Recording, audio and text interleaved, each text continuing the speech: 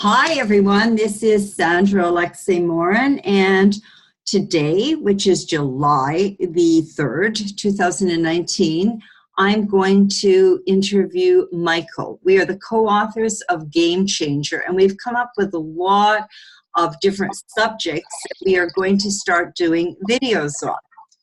And today, it's very interesting. Michael is in a pretty good place, and I'll tell you why we're doing it. One of the things that I've just come upon is that there's a new syndrome out there, and it's called I will be happy when. So everybody is always, I'm going to happy when this happens, when I get a new car, when I get this, when I get this. So we're going to see Michael's journey, how he has found peace and happiness, what it means. Okay, Michael? Where do you want me to start? Well, from the beginning, or give me a point? Well, I think where we can start is you and I have discussed how when you share with people how good you're feeling right now at this stage of your life, how do they take that?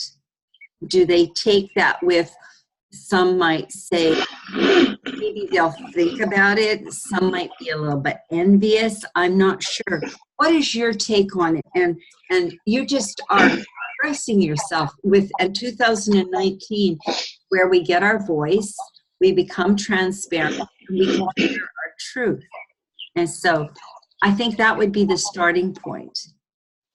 Well, I think it's a bit of a mixed bag depending on who I'm talking to, but I'm coming from a genuine place in my heart, right? That I've been drawn to the West Coast, and I'm living on a small island near Nanaimo in British Columbia.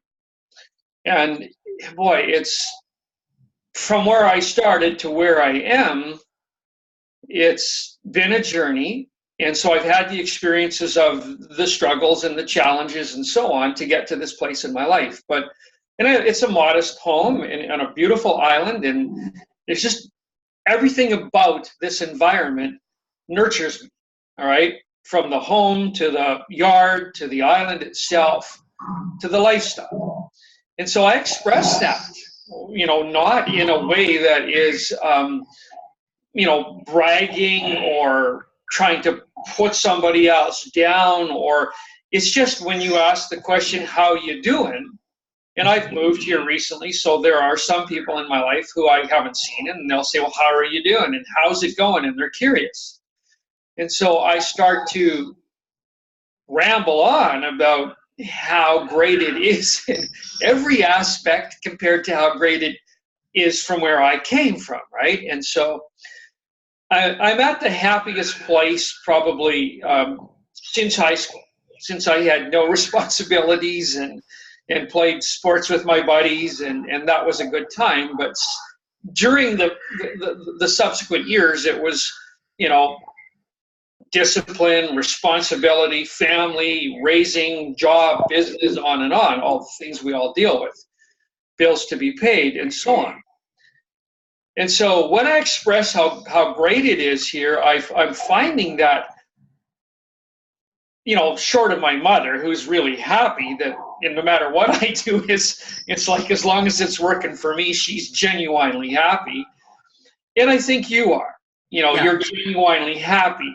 But others, it's been a little bit of, I think, a life check for their own.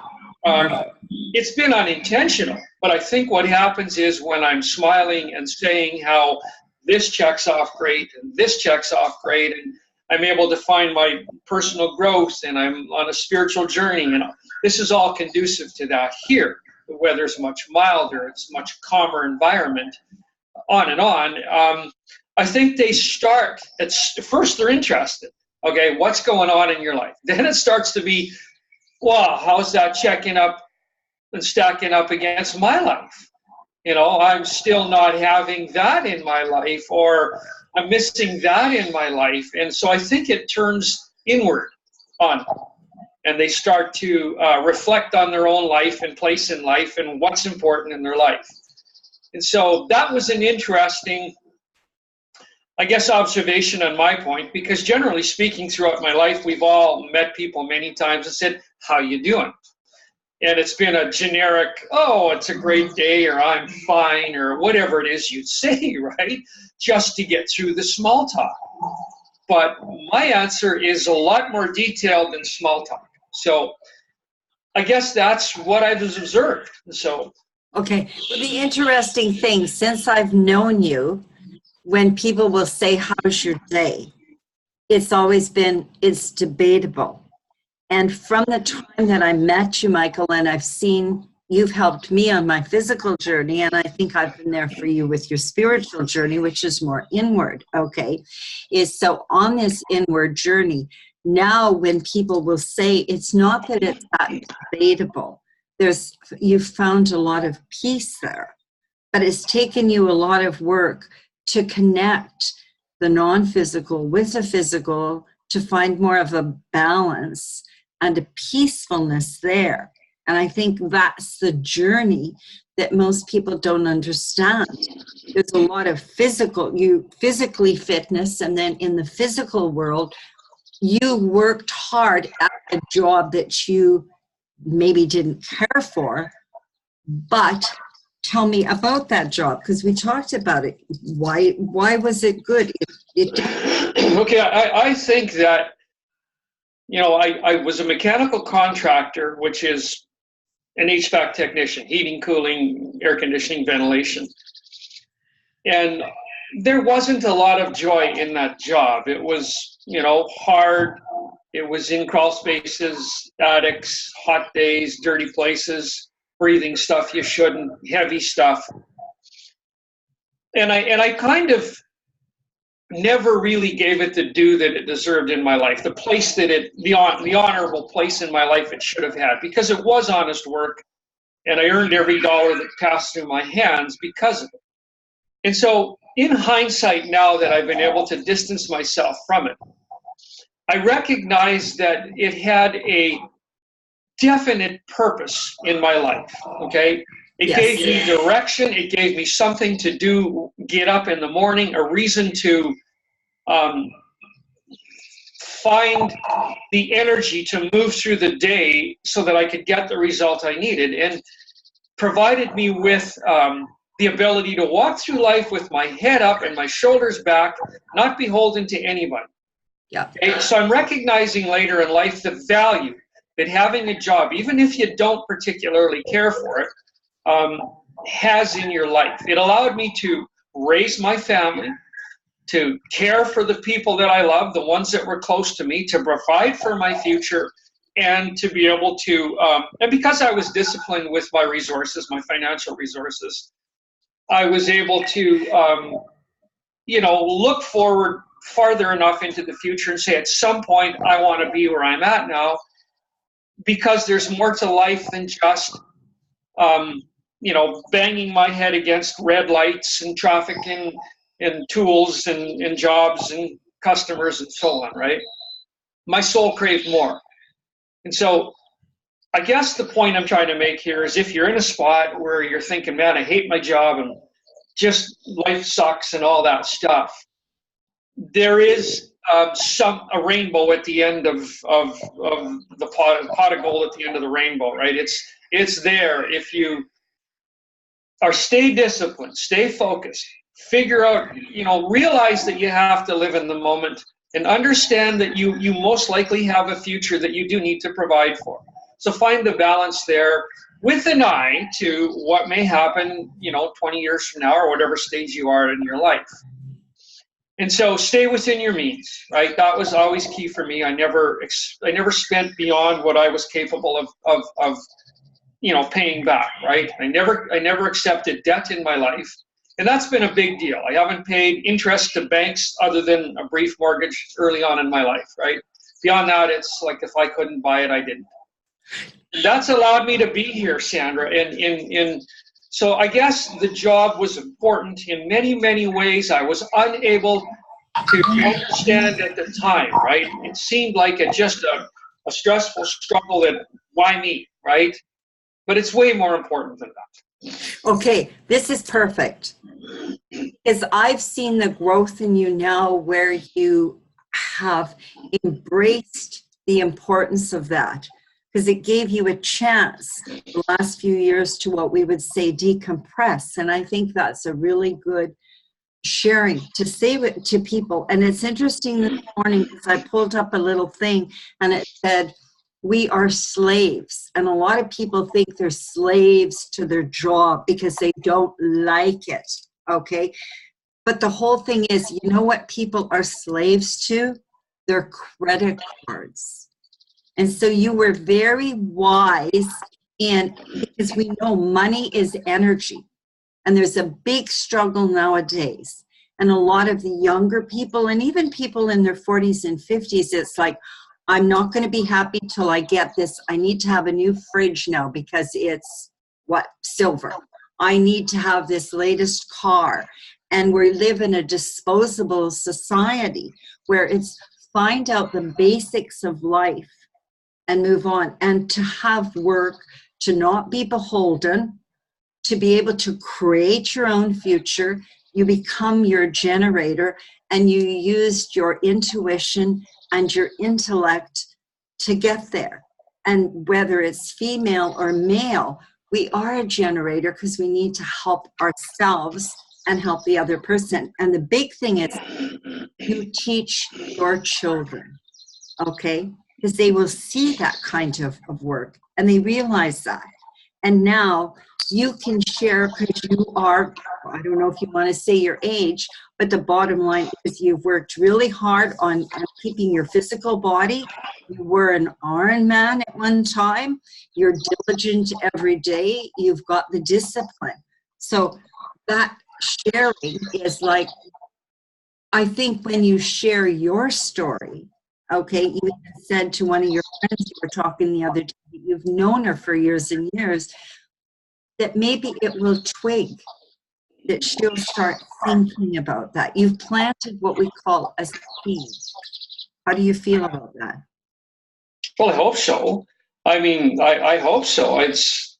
I mean, the career that I had was by accident, but it gave me a purpose, right? And so if you can sort of incorporate that thought into your day and recognize without it what might happen, what would have happened, what would my life have looked like if I never had that sense of purpose, I never had some kind of a career. My sense of worth, who I am, everything would have changed, and so yeah, I had to be in places I wasn't comfortable with, but look where I'm sitting now. Right. And I've maintained my health, and that's really key here, is that I'm here now physically able to enjoy the environment, enjoy my spiritual growth. Because I tell you what, if you're not interested in maintaining your health, I mean, right now, take a hammer and bang on the end of your thumb with it. And it doesn't matter what else is going on in your life, that thumb takes priority. Just nothing else cares because now that damn thumb hurts. Now imagine if you're sitting here and I'm finally in a place in life where now I'm 60, I'll be 65 at Christmas time. And I now have a huge part of my life left, the spirit, divine willing, right? And I'm going to be able to function fully throughout my spiritual growth and the rest remaining days on this life. So if something's wrong with you physically, then you need to nurture that. Sort through your health is imperative. Because if something's wrong with you, that's all you worry about. It's just it. If you got a little finger that's sore, that's your focus. Nothing else. My spiritual journey that day is done, okay? Everything else I'm trying to accomplish, it's focused on what's going on in that little finger. So walk through life with as much control of who you are. Give yourself the best chance that you can. Okay. You know what I think is so interesting is that when you hit your finger with a hammer, well, the bottom line is it goes back to the slave part. People, and my personal philosophy in knowing is that the bottom line is stress is a huge cause. So we have a physical component that we need to take care of, and a spiritual and a mental. And if you are a slave to your credit cards, you deal with a lot of stress. If you hate your job and can't find some kind of purpose or in your relationship. And another thing I want to share is you found another purpose, okay? You're growing that beautiful garden. You never had time to do it. You're enjoying nature.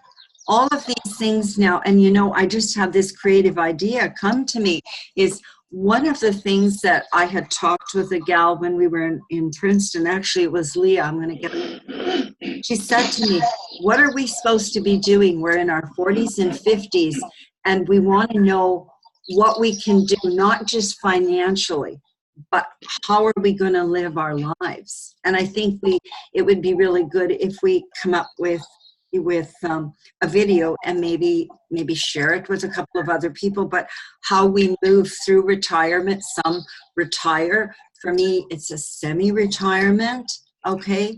And so I think that would be good. You know, it sparks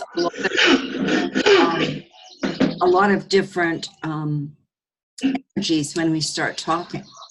So to kind of tie, would you say you're in a happy place? But guess what? You created that happy place. Nobody gave it to you, Michael. You were. You know, and an interesting thing that I've finally, I think I understand. Throughout, you know, many years, I always heard you create your own reality. And it never made sense to me because I thought, well, you know, I got to pay bills. I got to go to work. That is my reality, right? That's my reality. I never understood. But I think what I've discovered since I've been able to decompress a little bit since I've been here, right? I believe now that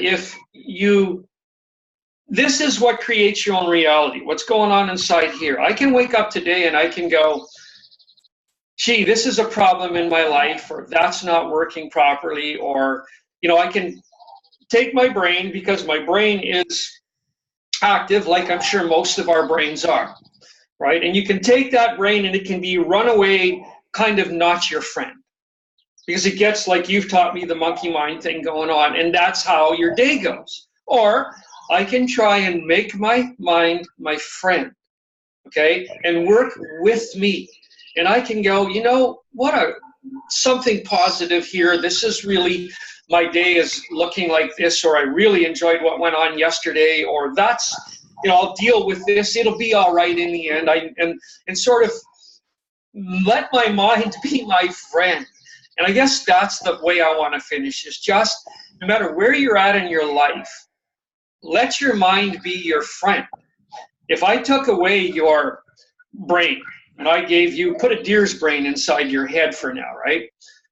And then you'd have a full belly and you'd go, well, I'm good. Life is good. I got no other issues, right? I mean, I'm free to move in the forest and I'm full, right? But because human beings have such an intelligent brain that it goes way beyond that. Now when we eat and we're full, well, that's when all our problems start, because now we can think beyond our belly, right?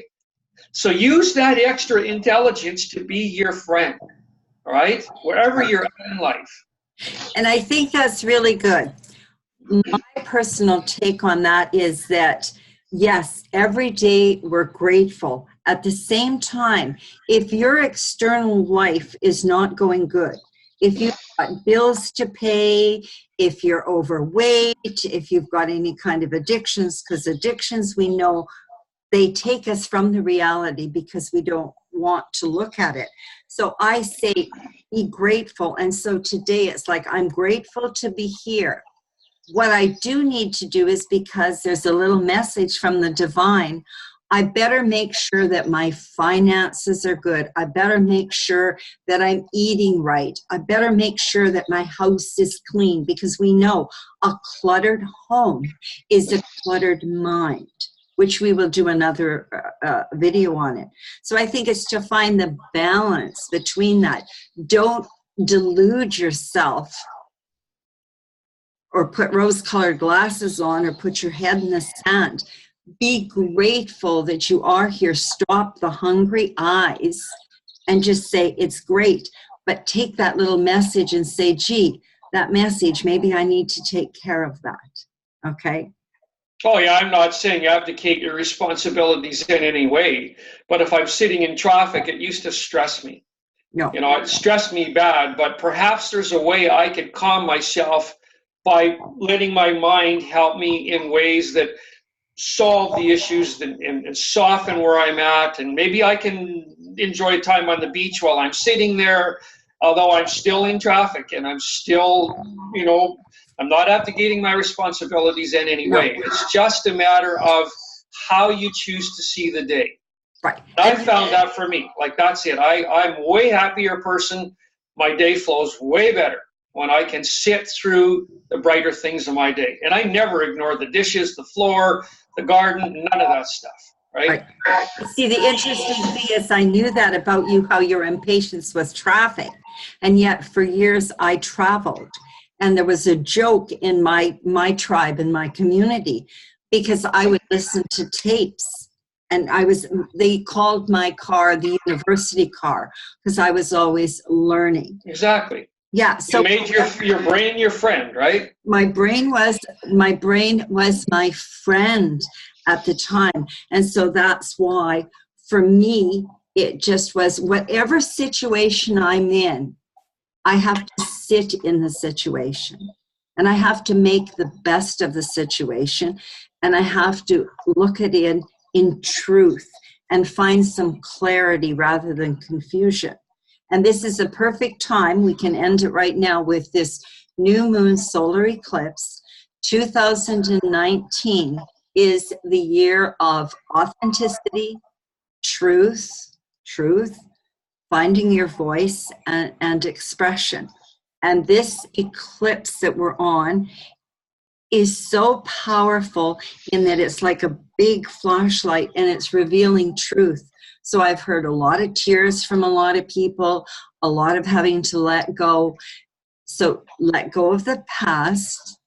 The future is not promised, and enjoy the moment. And that's what you say, is enjoy this moment. And even though I was in traffic, I had the wherewithal, because I've had a lot of life transformation, to sit and just be thankful I could listen to it. So thank you very much, Michael. You'll do some more. Well, Sandra, just finish by it just occurred to me that if there's anybody out there listening that would like a little bit of help or some sort of advice in all the areas we've talked about today, I think between you and I, there's a lot of wisdom, okay, between the physical world, which I understand very well, the spiritual connection, which you're awesome at, and everything in between. And plus, we've lived a lot of years between us, right? There might be something, and if you're interested in having, just send Sandra an email or whatever, and we'll certainly be happy to look at it, right? That's perfect. Now you're taking the marketing energy, because number one, I want to thank you all for watching the video. Number two, I do hope you do subscribe. Number three, this is a game changer year, and that's our book, Game Changer. It's in hardcover, soft cover, audio, ebook, and you can see it right on the YouTube, because this is where you're watching, and it'll be on Facebook soon. So thank you, Michael, and thank you everyone for watching. And next time we're going to interview Sandra, and that'll be an interesting, you better tune in for that one. That one could be pretty scary. That's going to be scary. Okay, take care.